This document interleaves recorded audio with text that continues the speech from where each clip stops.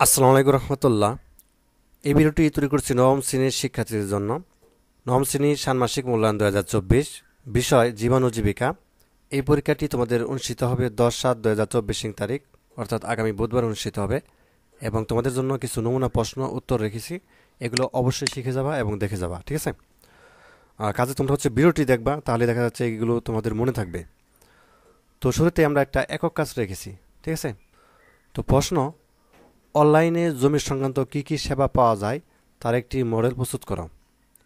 ঠিক আছে, বিষয়টি আমাদেরকে মডেল প্রস্তুত করতে বলা হয়েছে কী সংক্রান্ত? অনলাইনে জমি সংক্রান্ত সেবা, মানে অনলাইনে কী কী সেবা পাওয়া যায়, মানে জমি বিষয়ে বা জমি সংক্রান্ত বিষয়ে তার একটা মডেল আমাদেরকে প্রস্তুত করতে বলা হয়েছে।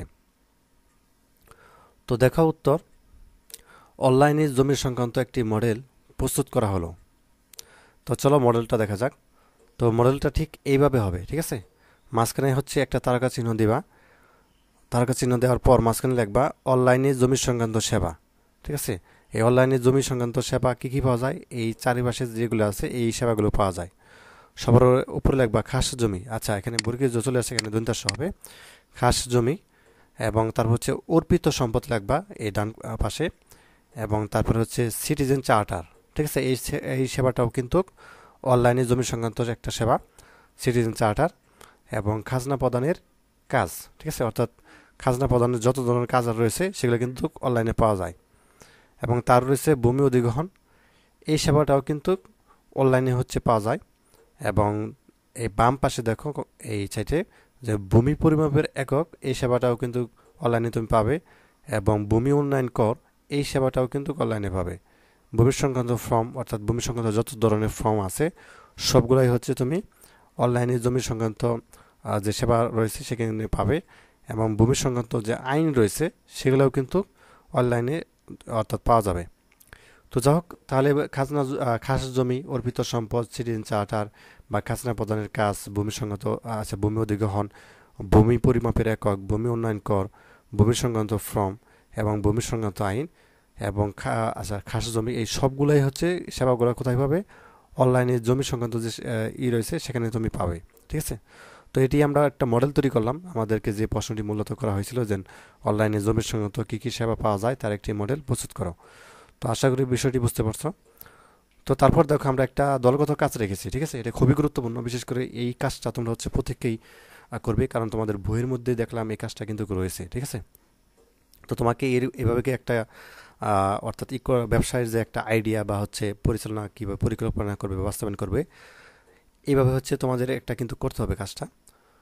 তো এখানে দেখাও যে দলগত কাজ, যে প্রশ্ন করা হচ্ছে যে তোমাদের শিক্ষা প্রতিষ্ঠানে আয়োজিত কোনো এক অনুষ্ঠানে আইডিয়া অনুযায়ী ব্যবসা পরিচালনায় একটি পরিকল্পনা তৈরি করো এবং তা বাস্তবায়ন করো।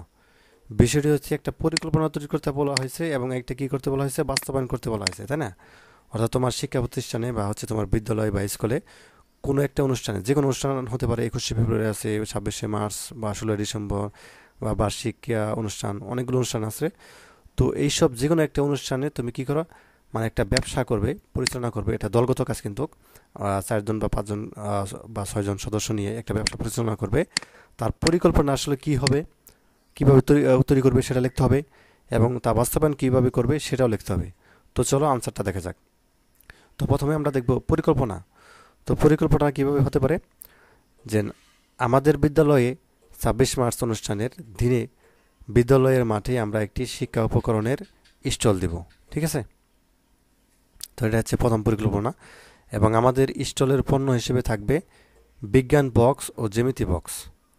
আর প্রধান শিক্ষকের অনুমতি সাপেক্ষে স্টলটি বানাবো।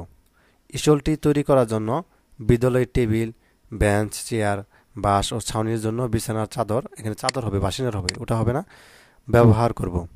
স্টলটি বানানোর জন্য আমরা 6জন থাকবো, মানে 6জন সদস্য থাকবো। তো ব্যবসার মূলধন হিসাবে আমরা 6,000 টাকা বিনিয়োগ করব। তো আমরা প্রত্যেকে কী করবো, 1,000 টাকা করে দিব। ঠিক আছে, এটা আমাদের প্রথম যে পরিকল্পনা সেটা।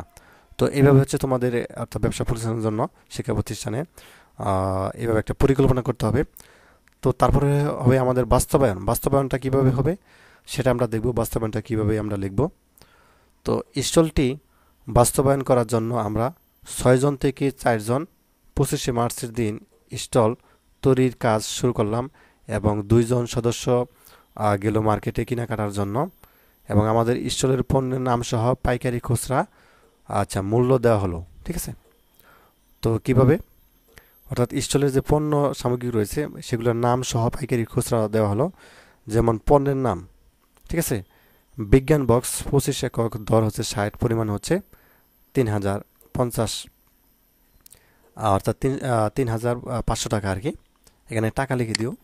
এবং জ্যামিতি বক্স হচ্ছে 25 একক, দর 35, 2000 টাকা। ঠিক আছে? এবং মোট হচ্ছে পরিমাণ কত আমাদের 5500 টাকা, অর্থাৎ 5500 টাকা। আর সর্বশেষে এগুলো টাকা লিখে দিও। তো এটা হচ্ছে আমাদের বাস্তবায়নটা এরকমভাবে হবে। ঠিক আছে? তো আশা করি বিষয়টি বুঝতে পারছো। তো তোমাদেরকে আরেকটি কথা বলি, তোমাদের হচ্ছে যেহেতু মূল্যায়নের যে প্রশ্ন এবং উত্তরগুলো প্রশ্ন না দিতে পারলেও তোমাদের হচ্ছে উত্তরগুলো কিন্তু আমাদের চ্যানেলে দেওয়া হবে, রিস্ক নিয়ে হলেও দেওয়া হবে। কাজে ভিডিওটি শুরু থেকে শেষ পর্যন্ত দেখবে। তো প্রত্যেকটা ভিডিওই দেখবে। ঠিক আছে? আর যারা এখনই সাবস্ক্রাইব করোনি, আর যে তাদের স্কুল চ্যানেলটি অবশ্যই সাবস্ক্রাইব করো এবং তোমাদের যারা বন্ধুরা যারা রয়েছে তাদেরকে বলবে এই চ্যানেলটি সাবস্ক্রাইব করতে। তো ধন্যবাদ সবাইকে এই ভিডিওটি দেখার জন্য। আল্লাহ হাফিজ।